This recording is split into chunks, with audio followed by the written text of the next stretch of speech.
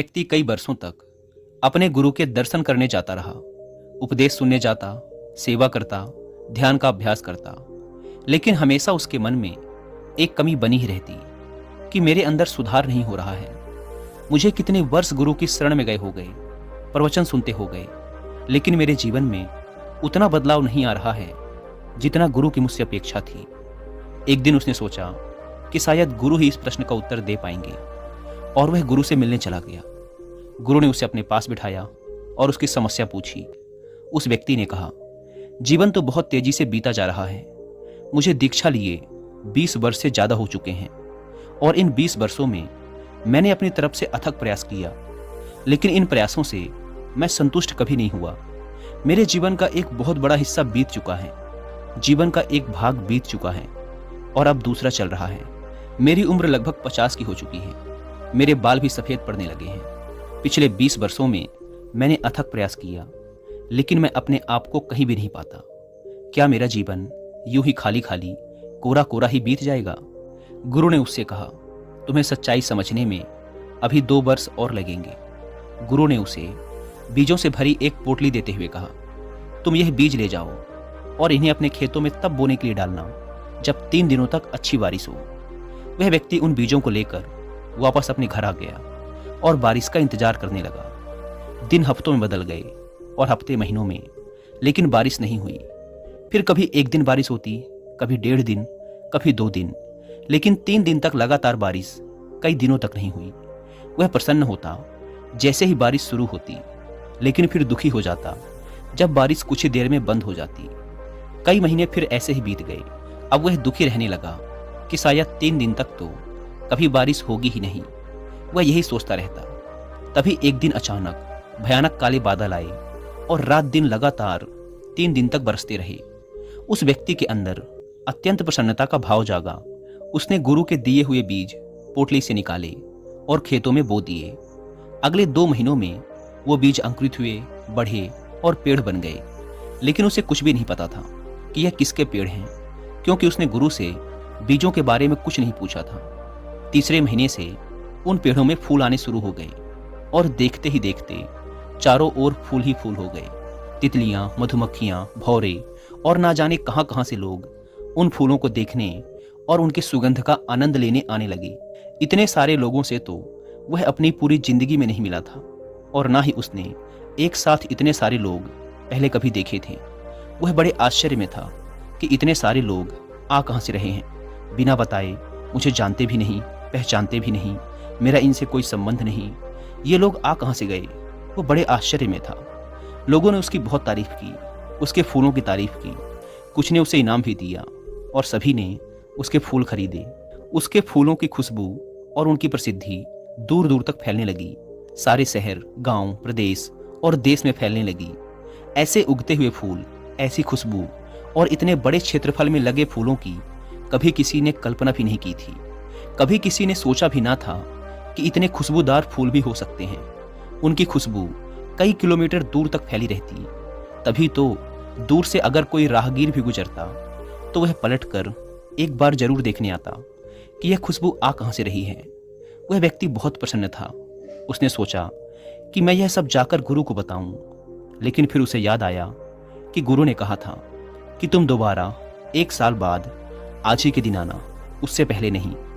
इसीलिए वह बार बार अपनी उत्तेजना को रोकता और सहम जाता कि अभी समय पूरा नहीं हुआ है। इसीलिए वह रुका रहा, लेकिन वह बहुत खुश था। उसने उन फूलों को बेचकर बहुत धन कमाया, एक आलीशान घर बनवाया और उसमें खूब खुशी से अपने यार दोस्तों के साथ रहता। बहुत खुश रहता, लोगों से मिलता और अब आसपास के लोगों से उसका बहुत मेल जोल भी हो गया था। वह अपने समाज का एक बहुत बड़ा मुखिया बन गया था। खूब मान सम्मान मिलने लगा था। लेकिन फिर धीरे धीरे गर्मी बढ़ने लगी। भीषण गर्मी पड़ी, फूल मुरझाए और कुछ समय पश्चात सारा खेत सूख गया और धीरे धीरे लोगों ने आना भी कम कर दिया। अब कभी कभी कोई इक्का दुक्का लोग ही उससे मिलने आते। फिर समय आया गुरु से मिलने का। वह गुरु के पास गया, उन्हें नमन किया। तभी गुरु ने कहा, मुझे कुछ भी बताने की जरूरत नहीं है, मैं सब जानता हूं। गुरु ने उसे बीज की एक पोटली देते हुए कहा, अब जाओ और इन बीजों को तभी बोना जब फिर से 3 दिन तक लगातार बारिश हो। वह व्यक्ति उन बीजों को लेकर वापस आ गया और थोड़ा दुखी भी हुआ कि वह गुरु को कितना कुछ बताना चाहता था, लेकिन गुरु ने तो पहले ही कह दिया कि वो सब जानते हैं, उन्हें कुछ बताने की जरूरत नहीं। वह इस बात से बहुत निराश था कि वह अपने मन की बात बोल नहीं पाया, लेकिन वह इस बात से अनजान था कि गुरु दूरदृष्टि रखते हैं, वो सब देखते हैं। वह घर आया और फिर से बारिश का इंतजार करने लगा, और वह बहुत खुश भी था कि मुझे फिर से बीज मिल गए, फिर वही फूल उगेंगे, फिर चारों तरफ सुगंध फैलेगी, फिर दूर दूर तक मेरी ख्याति फैलेगी, लोग मुझे इनाम देंगे, मेरी प्रशंसा करेंगे, मेरे फूलों की बिक्री होगी, मुझे मान सम्मान मिलेगा। इन सब बातों के बारे में सोचकर वह अंदर से गदगद हो जाता, बार बार इन बातों को सोचता, बीजों की पोटली को देखता और प्रसन्न होता। यह कई दिनों तक चला और वह बारिश का इंतजार करता रहा, लेकिन बारिश नहीं हुई। जब हुई भी तो 1 दिन 2 दिन, लेकिन 3 दिनों तक लगातार बारिश नहीं हुई। कई महीने बीत गए। अब वह थोड़ा उदास रहने लगा कि क्या इस बार 3 दिन तक लगातार बारिश होगी ही नहीं। कहीं गुरु ने इस तरीके से मुझे कुछ समझाने का प्रयास तो नहीं किया जो मैं समझ नहीं पा रहा, क्योंकि अब तो बारिश हो ही नहीं रही। और अब वह मन ही मन तुलना भी करने लगा था कि पिछली बार तो इतने दिनों में बारिश हो गई थी, लेकिन इस बार तो उससे भी ज़्यादा दिन बीत गए और बारिश अब तक नहीं हुई। फिर एक दिन काले बादल आए और 3 दिन 3 रात तक मूसलाधार बारिश हुई। इस बार इतनी बारिश हो गई कि उसके खेत की मिट्टी का ऊपरी हिस्सा ही बह गया। वह यह सोचकर परेशान भी हो गया कि इस बार ज़्यादा समय लग जाएगा खेत को तैयार करने में, क्योंकि मिट्टी की ऊपरी परत बह गई है। फिर जैसे तैसे करके बारिश रुकी। उसने बड़ी मेहनत से खेत तैयार किया और वो बीज खेत में बो दिए, लेकिन इस बार भी उसने गुरु से नहीं पूछा था कि यह किसके बीज हैं। उसने खुद ही कल्पना कर ली थी कि यह उन्हीं फूलों के बीज होंगे। धीरे धीरे वो बीज अंकुरित हुए, बड़े हुए और उनमें फूल आने लगे। लेकिन वह यह देखकर हैरान हुआ कि इस बार फूल इतने छोटे क्यों हैं, लेकिन वह फिर भी इंतजार करता रहा। उसने सोचा शायद इस बार इन पेड़ों में फल आने वाले हैं। लेकिन कुछ दिनों बाद उसने देखा कि सारे पेड़ों में धीरे धीरे हरी मिर्च लगने लगी है और वह मिर्च की फसल बड़ी तेजी से फलने फूलने लगी। धीरे धीरे वह मिर्च लाल होने लगी, लाल सुरंग। कुछ दिनों तक खेत में तोते आए। तोतों ने कुछ मिर्च खाई, लेकिन इस बार कोई तितली नहीं आई, कोई भौरा नहीं आया, कोई मधुमक्खी नहीं आई। और इस बार ना तो आसपास से कोई लोग आए, ना कोई सुगंध उठी, ना कोई सुंदर नज़ारे बने, और ना ही दूर दूर से राहगीर आए उसके खेतों को देखने। इस बार ऐसा कुछ भी नहीं हुआ। वह बहुत आश्चर्य में था कि आखिर इसके पीछे क्या रहस्य है। वह थोड़ा चिंतित भी होने लगा, लेकिन थोड़ी उत्सुकता भी थी कि देखते हैं आगे क्या होता है। फिर जैसे जैसे गर्मी बढ़ने लगी, वो मिर्च लाल होने लगी और धीरे धीरे वो मिर्च पककर खेत में ही गिरने लगी और सूखने लगी। सारा खेत भी सूख चुका था। धीरे धीरे वो मिर्च फटने लगी और सारे खेत में फैलने लगी। और जैसे जैसे गर्मी बढ़ने लगी, गर्म हवाओं के साथ वो मिर्च भी उड़ने लगी और उस मिर्च से लोगों की आंखें और लोगों के गले जलने लगे। अब लोगों ने दूर दूर तक उस ओर आना ही छोड़ दिया, वो रास्ता ही छोड़ दिया, और जहां जहां वो हवा फैलती लोग परेशान होने लगे। बहुत भला बुरा कहते उस व्यक्ति को कि इस मूर्ख ने ये क्या कर दिया। अगर इसने इन मिर्चों को बो ही दिया था तो फिर बाजार में जाकर इन्हें बेच देता या फिर इनका कुछ इंतजाम करता, लेकिन इसने इन मिर्चों को खेत में ही गिर जाने दिया और अब ये मिर्चें लोगों की आंखों और गलों में चुभ रही हैं। लोग उससे बड़े नाराज रहने लगे और उसके खेत के आसपास जितने भी पशु पक्षी थे वो सभी वहां से पलायन कर गए। वह बहुत डरा हुआ था, वह अकेला पड़ गया। अब वह किसी तरह से खुद को बचाता, क्योंकि उसकी भी आंखों और गले में मिर्च लग रही थी। वह दिन रात अपने मुंह को कपड़े से ढककर रखता और हवा की विपरीत दिशा में बैठकर खुद को बचाने का प्रयास करता। यह सिलसिला कई महीनों तक चला। उसकी गुरु से मिलने की प्रचंड इच्छा थी, लेकिन गुरु ने पहले ही बोल रखा था कि साल भर बाद आज ही के दिन आना। वह बहुत परेशान था। उसके लिए एक एक दिन काटना बहुत मुश्किल पड़ रहा था, लेकिन किसी तरह से वो दिन आ गया जब वह अपने गुरु से मिलने जा सकता था। वह गुरु के पास गया और अपना सारा हाल सुनाना चाहा, लेकिन गुरु तो पहले से ही सब जानते थे। गुरु ने कहा, मैं सब जानता हूँ, तुम्हारे साथ जो हो रहा है, लेकिन अगर तुम समझ पाओ तो। गुरु ने उससे पूछा, क्या तुम कुछ समझे इन 2 सालों में जो मैंने तुमसे कहा था कि अभी तुम्हें 2 साल और लगेंगे? तुमने क्या समझा? सबसे पहले तो तुम ये समझो कि तुम कौन हो। क्या तुम्हें पता है कि तुम कहाँ से आए हो? क्या तुम्हें अपने पैदा होने का पता है? उसने कहा, नहीं, मुझे नहीं पता कि मैं कैसे पैदा हुआ। जब मैं समझने लायक हुआ और लोगों ने कहा कि यह तुम्हारी माँ है, इसी ने तुम्हें जन्म दिया है, तब मुझे पता चला कि मैं इस माँ से पैदा हुआ हूँ। लेकिन मेरे पैदा होने का मुझे कुछ पता नहीं। गुरु ने कहा कि तुम्हें यह याद नहीं कि तुम कैसे पैदा हुए, तुम्हें यह याद नहीं कि तुम्हारे माँ बाप कौन हैं। तुम्हें बताया गया कि ये तुम्हारे माँ बाप हैं, तब तुमने जाना कि ये तुम्हारे माँ बाप हैं, तुम इन्हीं से पैदा हुए हो, और फिर तुमने परिवार बनाया। क्या तुम्हें याद है कि तुम अपने परिवार को अपने साथ लेकर आए थे? क्या तुम्हें याद है कि तुम पैदा होते समय अपने साथ कुछ लाए थे? वह बोला, नहीं, मुझे याद नहीं कि मैं अपने साथ कुछ लाया था।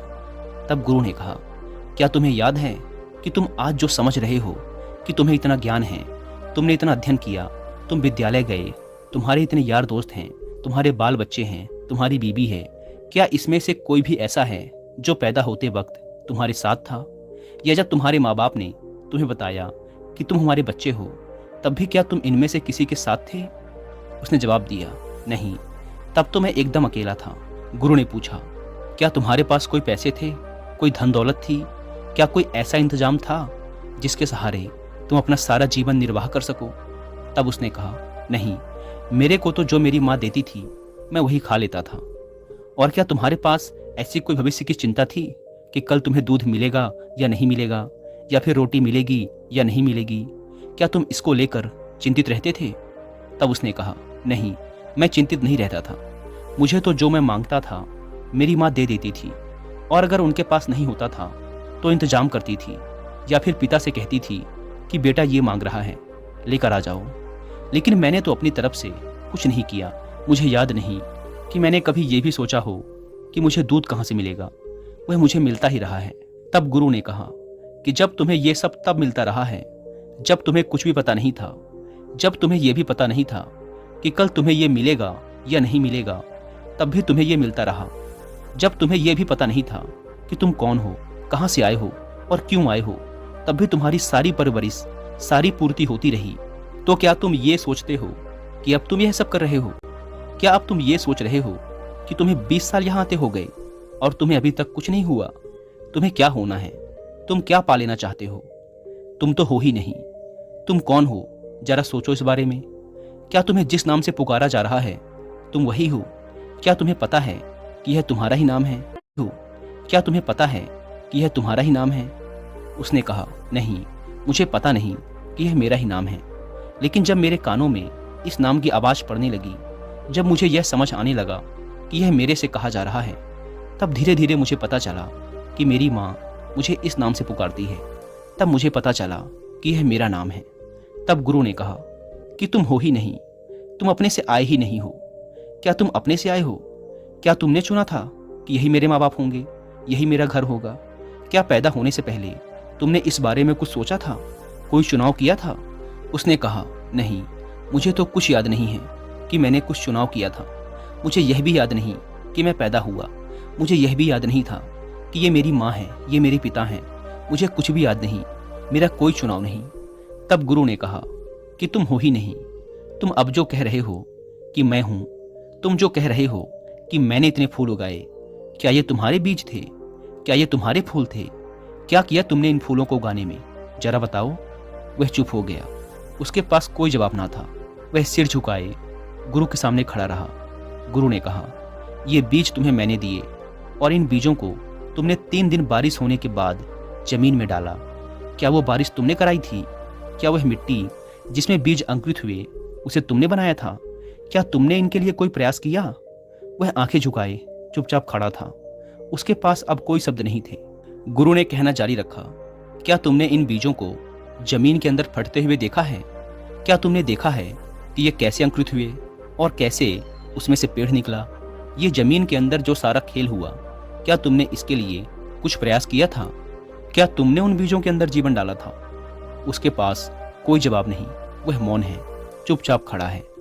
तब गुरु ने कहा कि तुम हो ही नहीं, बस तुमने मान लिया है कि तुम हो, और तुमने जब से यह माना है कि तुम हो, जब से तुमने माना कि यह मैं कर रहा हूँ, जब से तुमने माना कि यह सब मेरा है, यह मेरी माँ है, यह मेरे पिता हैं, मैंने ये हासिल कर लिया, मैंने वो हासिल कर लिया, मैंने वो पढ़ाई कर ली, मैंने शादी कर ली, मैंने व्यापार खड़ा कर लिया, मैंने बच्चे पैदा कर लिए, ये मेरे बच्चे हैं।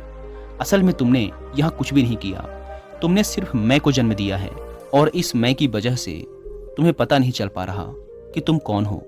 तुम तो हो ही नहीं। क्या तुम हो? क्या तुम्हें पता है कि तुम कौन हो?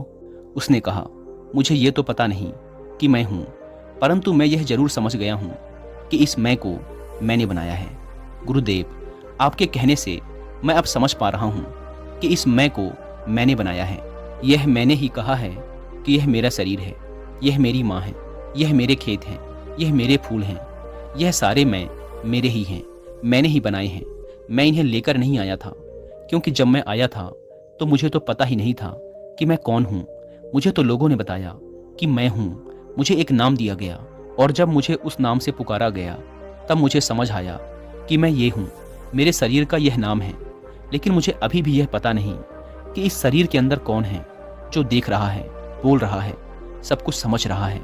तब गुरु ने कहा, जब तुम्हें कुछ भी नहीं पता कि तुम कौन हो और यह सोच रहे हो कि मैं 20 सालों से कर रहा हूँ, कौन कर रहा है?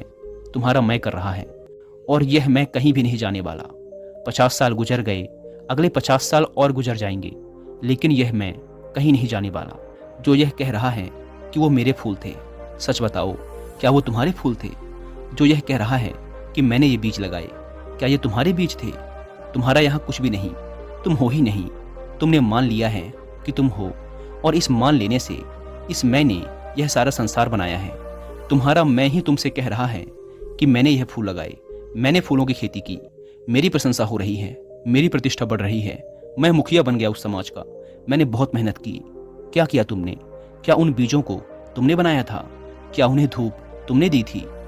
वह निशब्द खड़ा था, उसके मुंह में कोई शब्द नहीं थे। अब उसके पास यह भी कहने को नहीं बचा था कि वह 20 साल से कुछ कर रहा है, वह ध्यान करता है।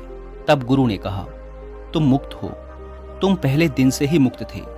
ये तो तुमने खुद ही बेड़ियां लगाई हुई हैं और ये बेड़ियां हैं मैं की बेड़ियां। तुमने यह बेड़ियां लगाई हुई हैं कि मैं 20 साल से कर रहा हूं। यह मैं की बेड़ियां ही तुम्हारे रास्ते की सबसे बड़ी रुकावट हैं। यह मैं ही तुम्हें गहरे ध्यान में नहीं उतरने देता। यह मैं ही तुम्हें यहां से मुक्त नहीं होने देता। तुम यह मानो कि तुम हो ही नहीं, पर क्या तुम्हें लगता है कि तुम हो? मैं फिर पूछता हूं, क्या तुम हो? क्या तुम्हें पता है कि तुम आए हो? क्या तुम्हें पता है कि तुम पैदा हुए? नहीं, मुझे कुछ याद नहीं। तो फिर तुम हो ही नहीं, तुम बस मान के बैठे हो। जो कुछ तुम्हें दिख रहा है वह मैं है और इस मैं की वजह से ही तुमने संसार बनाया है। और अभी भी तुम कह रहे हो कि मैं 20 साल से कर रहा हूं। यह तुम्हारा मैं ही तो कह रहा है। तो फिर यह मैं जाएगा कहां? यह तो यहीं रह जाएगा। तुम्हारे कोई बीज नहीं, तुम्हारे कोई फूल नहीं और ना ही तुम्हारा कोई प्रयास है बारिश कराने में, ना ही तुमने उन पौधों को हवा दी। क्या तुम्हारा कोई प्रयास है उन फूलों की खुशबू लाने में? क्या तुमने उन मधुमक्खियों को, भौरों को, तितलियों को कोई संदेश भेजा था? क्या फूलों के अंदर रस तुमने पैदा किए थे? तुम हो ही नहीं, बस तुमने मान रखा है कि तुम हो और तुम साथ कुछ भी लेकर नहीं आए।